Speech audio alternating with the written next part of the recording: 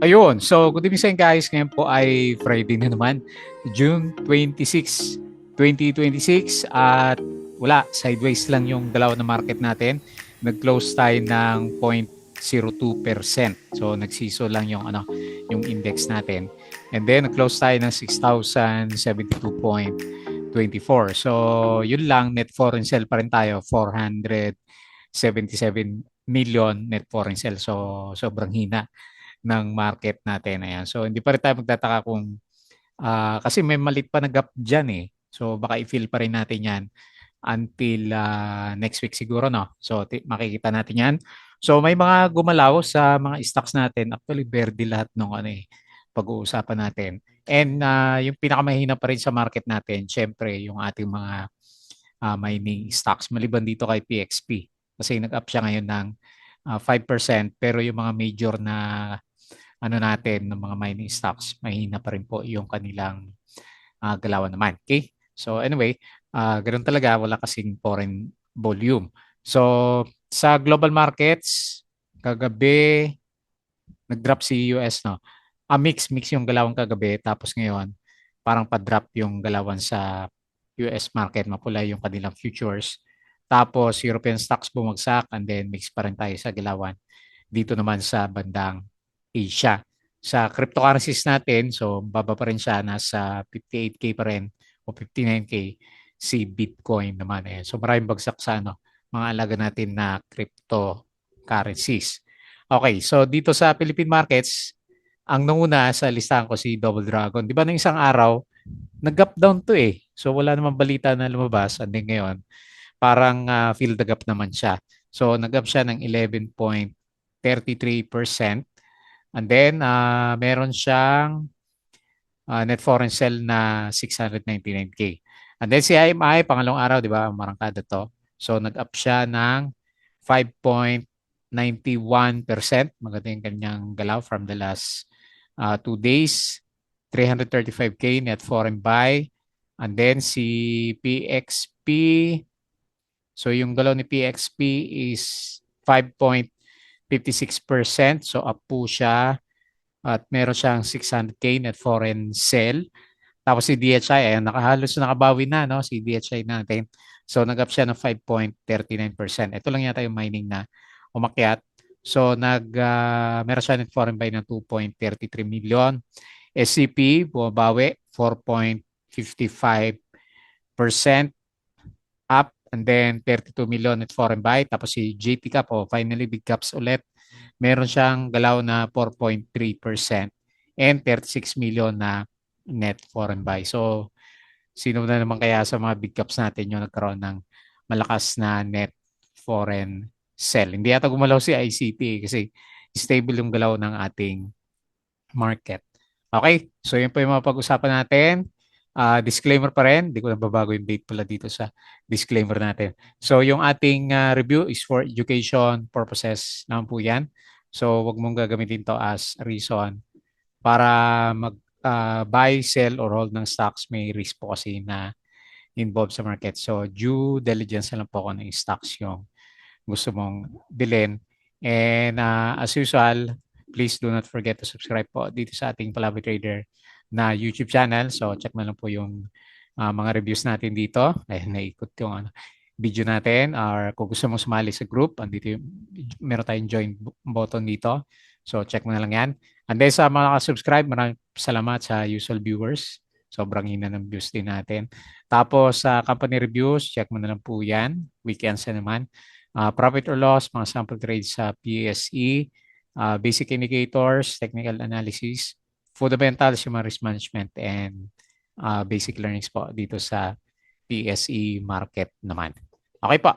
So, tapos sa cryptocurrencies, follow mo na lang ako dito sa ating Palaboy Trader na crypto ko to. Ayan, para updated ka sa reviews. Tapos sa social media, Facebook account na Palaboy Trader.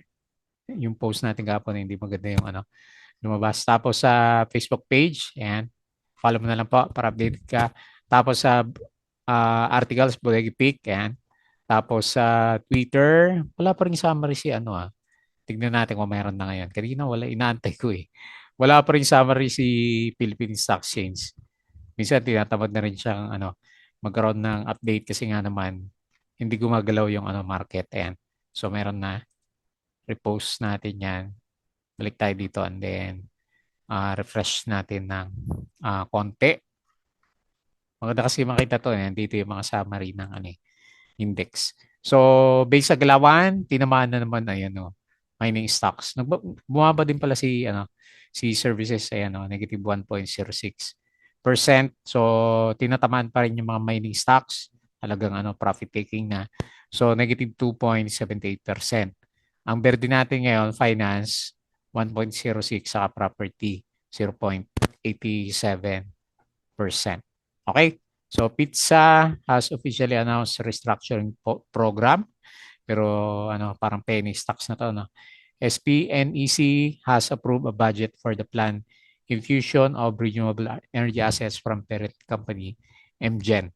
Okay, tapos si Meralco M Spectrum has formed a joint venture with Japan's Tokyo Century Corporation. PLDT partnered with Bantic to expand its Pilipinas AI. AI yung yung malakas yan. Globe signed 5 billion term loan with BDO. And then Spain Easy Meralco advancing its merger with MGen. Di pa rin tapos pala. Tapos Meralco partner with Anto. Yan din yata yung kanina. Tapos si Iran strikes vessel in Strait of Hormuz. Kala ko ba may permahan na. Tapos ngayon, parang hindi pa rin tapos yung labanan nila. No? Okay, so mainit pa rin. Tapos yung galaw sa US market mix kagabi. Okay po, so yun lang yung mga post natin. Tapos patalastas ulit yung gusto ng guide sa trading sa Philippine markets. Sali lang po kayo dito sa Patreon channel naman natin. Okay? So check na lang po yan. So punta tayo dito sa galawan ng index. So based dito sa galaw natin, mahina pa rin. No? So nag-expect pa rin ako ng additional na fill the gap dito sa bandang baba kasi sobrang hina nga po yung yung markets natin. Okay, nag-bounce tayo sa MA20 pero wala namang substance yung yung yung galaw ng market natin kasi hindi wala namang walang foreign buying kasi. Yan, kailan kaya babalik 'tong mga tagal na eh. Simula ano pa 'to, di ba? Simula dito sa nung March. Ayan halos sa dalawang quarter na. So RSI 50 naman siya, kailan mahina. So 6,072 yung closing, 0.02% and then 400 million net foreign sale. Okay? So maraming winners dito. Si ABS-CBN, umakyat siya 19%. Pero ABSP pala yan. Basag-basag naman yung galaw niya. So double dragon yung ayun after ng nag-gap 3 beses, nag-fill the gap. Ayan, panalo yung mga namulot sa bandang baba. Tapos si ABS-CBN to pala yan. So nag-bounce siya 8.9%. IMI, yun nangyari dito kay MA natin.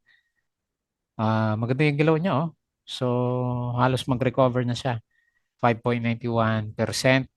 DHI, ito malakas din, di ba? Nagre-recover din yung galaw. Ayan, ganda. So 5.3%. SCP, bumabawi, 4.55. Tapos si JP Cap is breakout. 4.3%. Lastly, si BPI, 3.39%. Okay?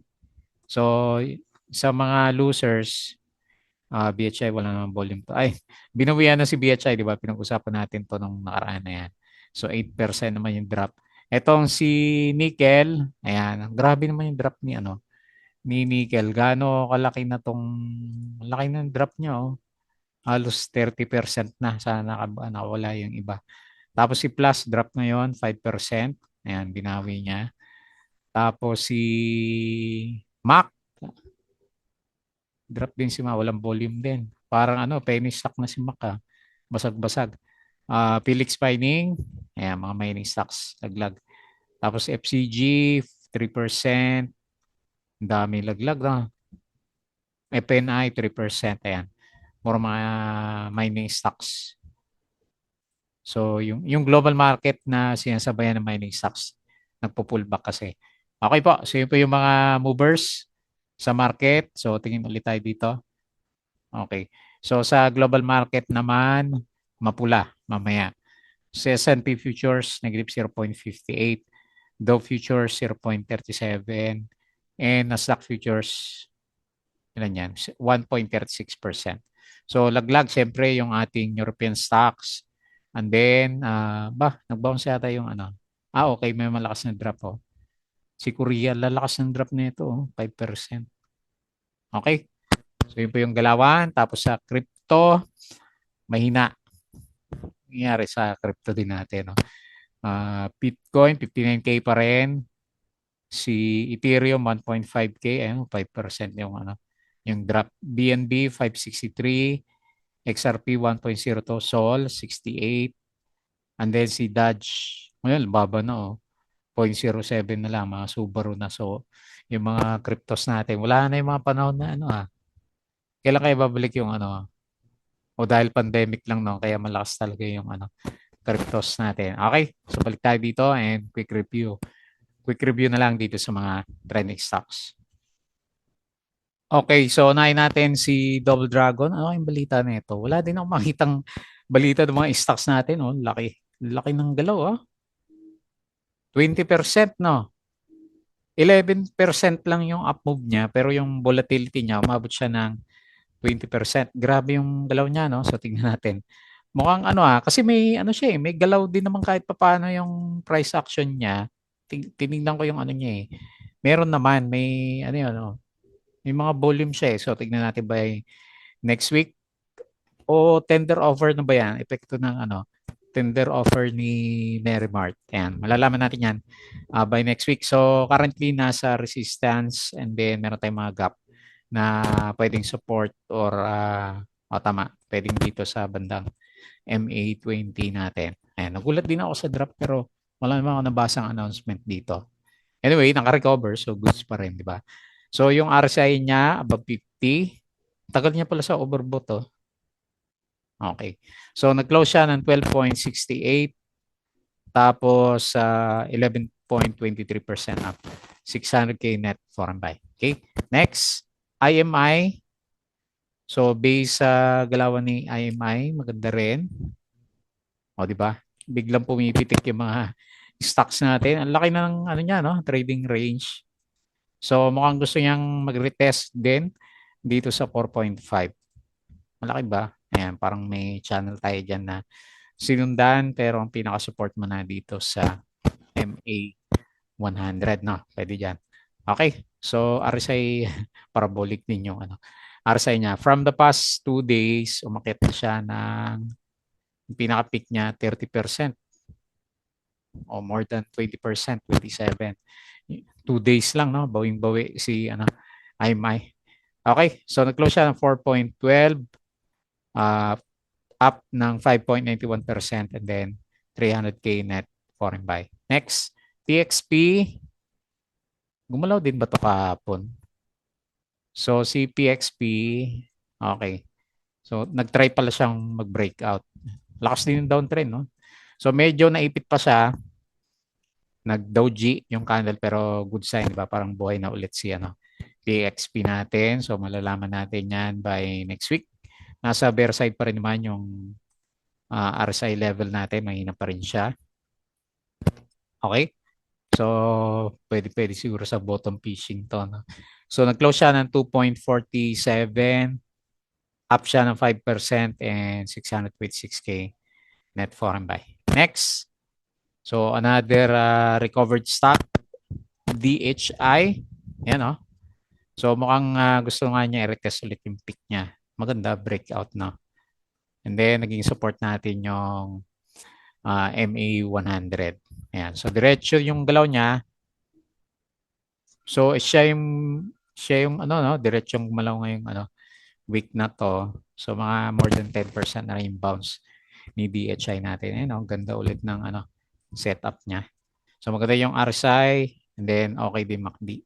Nag-close po siya ng 7.9, up ng 5.33% and 2 million net foreign buy. Next, SUP. So nawala na ba yung ano takot dito? Ayan, pabalik na naman pero nagkaroon siya ng gap resistance dito sa 31 pesos. Anyway, pabalik naman yung RSI. Tapos meron tayong 1% na dividends. Late naman. So, lagyan mo na lang support dito sa 27.29. Ayan. Pero at least pabalik siya dito sa peak area niya. So, nag-close po siya ng 29.9, up ng 4.55%, and ayun o, 32 million net foreign buy. Okay? Next, big cap, JT cap. So, kaya lang kasi walang masyadong karga eh, no? Ayun o, 36 million lang yung ano niya, net foreign buy. So, may na pa rin yan. Anyway, so nag-close siya ng 499, up ng 4.3%. Okay, hopefully nag-bottom na rin. Parang galawang BPI din. May konting pagsilip dito sa MA20. Okay na rin yung RSI. And kahit pa paano, smooth sailing. Smooth sailing lang yung yung MACD formation po natin. Okay? So, yun lang muna yung ating review. Actually, matamlay pa rin yung talaga yung market natin. Wala tayong makita masyado na unless nasabayan mo si for the week, IMI, SCP, at saka si DHI yung nag-recover. Okay po. So, yun na lang muna. And bago tayo mag-close, please don't forget to subscribe ulit dito sa ating Palabra Trader na YouTube channel. Join ka lang dito kung gusto mo ng guide, crypto to, Facebook account, Facebook page, Bodega Peak, Twitter, and Patreon. Sa mga gusto ng guide, sali lang po kayo dito. Okay? So yun lang. Maraming salamat. Happy weekends po.